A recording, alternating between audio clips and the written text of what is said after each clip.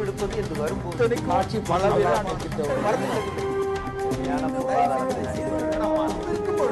எதிர்த்து பேசிட்டு முன்னவர் பட்ச இடைவெளிக்கு முன்னால பேசும்போது சொன்ன மாதிரி இந்த மாதிரி பேசிட்டு இருக்கிறதுனால காங்கிரஸ்ட மதவாதம் இல்லைன்னு ஆயிடாது, பிஜேபி ஊழல் இல்லைன்னு ஆயிடாது அப்படிங்கிற கருத்தும் இருக்குது.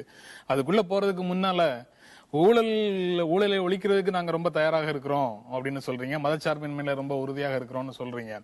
ஊழலை ஒழிக்கிறதுக்கு தயாராக இருக்கிறோம்னு சொன்னா என்ன மாதிரி ஊழல் ஒழிக்கிறதுக்கு தயாரா இருக்கீங்க? நேற்று 2 நாளைக்கு முன்னாடி கூட இவர் ஜெயராம் ரமேஷ் நேற்று கூட ஜெயராம் ரமேஷ் சொல்றாரு, எங்களால காங்கிரஸ் கட்சியால திராவிட முன்னேற்ற கழகம் பல ஆதாயங்களை அடைந்தது அப்படின்னு சொல்றாரு. அது சார், இன்னைக்கு அரசியல் எப்படி ஆயிடுச்சுன்னு சொன்னா, தனிக்கட்சி ஆட்சி என்பது இல்லாத போய் கூட்டணி கலாச்சாரத்தோடு கூட்டணிகளை கொண்ட ஒரு ஆட்சியை உருவாக்கக்கூடிய சூழ்நிலை வருகின்ற பொழுது இப்படிப்பட்ட சம்பவங்கள் நிகழ்வது நடந்திருக்கிறது. திராவிட முன்னேற்ற கழகத்தின் மீது, அவர்களுடைய ஆட்சியில் இருந்த அமைச்சர்கள் மீது பல்வேறு ஊழல் குற்றச்சாட்டுகள் வந்த பொழுது அந்த ஊழல் குற்றச்சாட்டுகளுக்கு ஆளான அமைச்சர் பதவியிலிருந்து இலாக்கா மாற்றப்படுகிறார். ஒரு சில அமைச்சர்கள் கைது செய்யப்படுகிறார்கள். இப்படிப்பட்ட சூழ்நிலை நடந்திருக்கிறது. ஆனால் எங்களுடைய தலைவராக இருக்கின்ற ராகுல் காந்தி அவர்கள் லோக்பால் மசோதாவை நிறைவேற்ற வேண்டும் என்பதற்காக அடியோடு ஊழல் ஒழிக்கப்பட வேண்டும் என்ற நோக்கத்தோடு அந்த மசோதாவை நிறைவேற்றுவதற்கு எல்லா விதமான நடவடிக்கைகளும் எடுத்து அந்த மசோதாவை நிறைவேற்றினார். அது மட்டுமல்ல, ஆகாஷ் ஊழல் சம்பந்தமாக, ஆதர்ஷ் ஊழல் சம்பந்தமாக மராட்டிய மாநிலம் ஒரு முடிவினை எடுத்த பொழுது அந்த முடிவை தூக்கி குப்பை தொட்டியில தூக்கி எறிய வேண்டும், அவர்கள் தண்டிக்கப்பட வேண்டும் என்று உறுதியாக சொன்னவர் ராகுல் காந்தி. ராகுல் காந்தி சொன்னாரு, கீழ்ச்சி கூட போட்டார். பிரைம் மினிஸ்டர் வெளிநாட்டில் இருக்கும் பொழுது நான்சென்ஸ் சொல்லிட்டு. இன்றைக்கு பீகார்ல இவனுடைய கூட்டணி கட்சி யார் தெரியுமா? லல்லு பிரசாத் யாதவ். எந்த லல்லு பிரசாத் யாதவ்? மாட்டு தீவன ஊழல்ல குற்றம் சாட்டப்பட்டவர், குற்றவாளி என்று நீதிமன்றத்தினால் தண்டிக்கப்பட்ட லல்லு பிரசாத் யாதவ் தான் இவங்களோட கூட்டாளி. அங்க எடியூரப்பாவும் ஸ்ரீராமுலு என்ன சார் ஆச்சு? எடியூரப்பா 7 ஏங்க நீங்க ஒன்னும் உத்தம புத்தரர் இது வானிலிருந்து இறங்கி ஊழல் ஒழிக்க வந்த அவதார புருஷர் மாதிரி ராகுல் காந்தி பேசுறீங்களே. எடியூரப்பா கேஸ் ஆவது டிஸ்மிஸ் ஆயிடுச்சுங்க, அது அக்விட்டட். அவரு 7/3/2012 அந்த எஃப்ஐஆர் குவாஷ் பண்ணப்பட்டது. உங்களுக்கு சொல்ல முடியுமா? இங்க நிரூபிக்கப்பட்டிருக்கிறது. ஆர்ஜேடி லல்லு பிரசாத் யாதவ் குற்றவாளி என்று நீதிமன்றம் சொன்னதுக்கு பிறகு முன்னாள் கீழ்ச்சி போடுவாராம், பிரைம் மினிஸ்டர் வெளிநாட்டுல அவமானப்படுத்துவாராம். இப்ப அவரோட அலையன்ஸ் நிரூபிக்கப்பட்டிருக்கிறார்.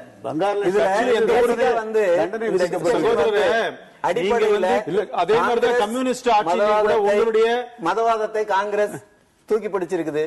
அதே நேரத்தில் பிஜேபி ஊழலுக்கு அப்பாற்பட்ட கட்சி அல்ல என்பதுதான் உண்மை.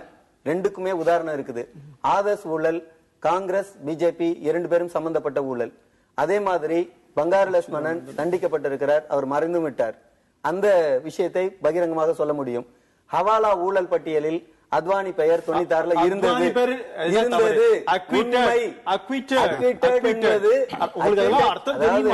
நம்முடைய நாட்டில் அக்விட்டட் என்பதற்கு அர்த்தம் சொல்ல முடியும். அதாவது விஷயம் என்னன்னா, ஒருத்தர் ஒரு பெரிய தலைவர் புகார்ல இடம்பெறுகிற அளவிற்கு நிலைமை மாறி போகுது அப்படின்னா, அதே மாதிரி சவப்பட்டி ஊழல் உலகத்துல தேசியம் பேசுற ஒரு நாட்டுல சவப்பட்டி ஊழல் ராஜசேகர மூர்த்தியும் பெல்லாரியில சுருட்டி இருக்கக்கூடிய அந்த ரெட்டி சகோதரர் ஊழல் மிகப்பெரிய விஷயமாக இருக்குது. பட்டியல் போட்டா நீண்டு போய்கிட்டே இருக்கும். பிஜேபி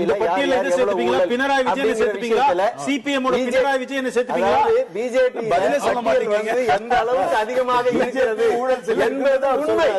அதே போல காங்கிரஸ் இன்றைக்கு காங்கிரஸ் அசாமில் நடந்திருக்கக்கூடிய கலவரத்தில் காங்கிரஸ் அதுல கண்டுகொள்ளாம இருக்கிற விஷயம் உங்களுக்கு சிபிஐ ரிப்போர்ட் பண்ணிடுச்சுங்க, வெளியே வந்துருச்சுங்க கோர்ட். உங்களுக்கு அக்யூட்டட் தெரியாதா? புரியாதா?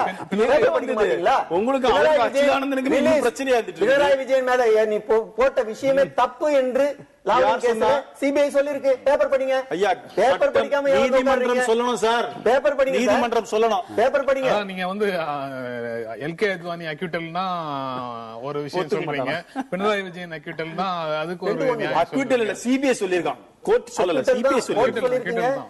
கோர்ட் தான் சொல்லிருக்கு. அதான் ரெண்டுக்கு வேற வேற அளவுகோல் வச்சிருக்கீங்களா அப்படிங்கிறது. அப்படி இல்ல, அளவுகோல் வந்து பொதுவா, அதாவது நான் சொல்ல வர்ற பாயிண்ட், அவாலா ஊழல்ல ஒரு பெரிய தலைவர் என்று சொல்லப்படக்கூடியவர் இடம்பெறுவது அப்படின்னா அது சரியா?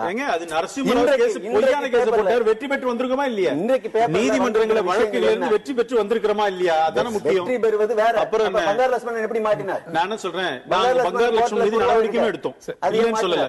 சரி பத்ரி, காங்கிரசினுடைய மதச்சார்பின்மையும் பிஜேபியினுடைய ஊழலும் அப்படி 12 பேரும் பேச ஆரம்பிச்ச போது இப்படி போயிடுச்சு.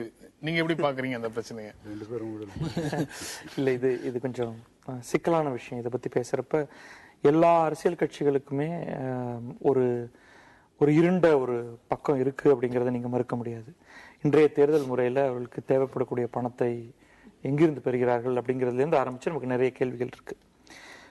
ஆனால் எந்த ஒரு பார்ஷியாலிட்டியும் இல்லாம நான் பாக்குறப்ப கடந்த 10 ஆண்டுகள்ல இந்த காங்கிரஸ் அரசு இதுவரை ஒரு வரலாறு காணாத அளவுக்கான ஒரு ஊழல் நிகழ்ந்ததற்கு நமக்கு நிறைய எவிடன்ஸ் கண்ணுக்கு முன்னாடி இருக்கு.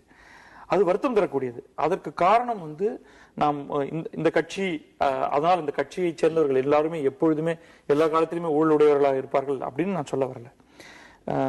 சமீபத்திய ஒரு புத்தகமான இந்த ஆக்சிடென்டல் பிரைம் மினிஸ்டர்ல மிக முக்கியமான ஒரு காரணம் கொடுக்கப்பட்டது. அதுல வந்து சஞ்சயா பாரு எழுதின புத்தகத்துல இந்த இரட்டை பவர் சென்டர் இருக்கிறதுனால மன்மோகன் சிங் பிரதமராக இருக்கும் பொழுது அவருக்கு முழுமையான அதிகாரத்தை தன்னுடைய மினிஸ்டர்ஸ் மேல செலுத்தக்கூடியதுக்கான ஒரு நிலை இல்லாத பொழுது கூட்டணி கட்சிகள் நம்ம என்ன வேண்டுமானாலும் செய்யலாம் என்ற ஒரு நிலைக்கு வந்து அதன் காரணமாக ஒரு வரைமுறையற்ற வரம்பு கடந்த ஒரு ஊழல் ஒன்று நிகழ்ந்தது. அது வரிசையாக அது நடந்ததை நம்ம பார்த்தோம்.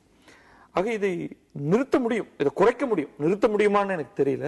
பட் பெருமளவு ஊழல்ங்கிறத வந்து குறைக்க முடியும். அதற்கான சில காரியங்களை எல்லா கட்சிகளுமே செய்ய வேண்டும். ஆனா இங்க ஒரு இன்றைய அரசு முறையில ஒரு பெரிய சிக்கல் இருக்கு.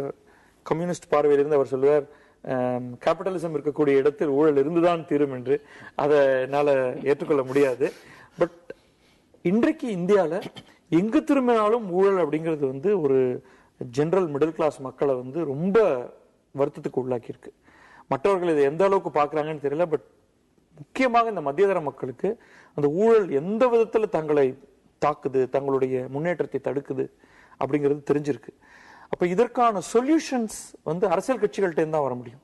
ஏன்னா நம்ம பெருமை வாக்களிக்கு தான் மாறி மாறி செஞ்சுக்கிட்டு இருக்கோமே தவிர எப்படி ஒரு ஊழலற்ற ஆட்சி அமைப்போம், அது லோக்பால் வந்துட்டா ஊழல் போயிடும் அப்படிலாம் நான் நம்பல. அடிப்படை முறையிலேயே சில மாற்றங்கள் வந்தாலுடைய ஆட்சி நடத்தும் முறையிலேயே நாம வந்து ஊழலை எளிதாக குறைக்க முடியாது. அப்ப இரண்டு கட்சிகளும் மாறி மாறி நான் உன்னை விட அதிகமாக ஊழல் செய்வேன் என்பதை விட உன்னை விட குறைவாக ஊழல் செய்வேன், அல்லது உன் ஆட்சியில் இருக்கும் ஊழல்கள் எதையும் நான் செய்யாமல் அந்த ஊழலுக்கு காரணமானவர்களை சிறையில் தள்ளி பணத்தை மீண்டும் திரும்ப பெறுவேன் அப்படிங்கிற மாதிரி நடந்துட்டா ரொம்ப நல்லா இருக்கும். சூழலை உருவாக்குவதற்காக முடிவெடுப்பது என்று வரும்போது காட்சி பல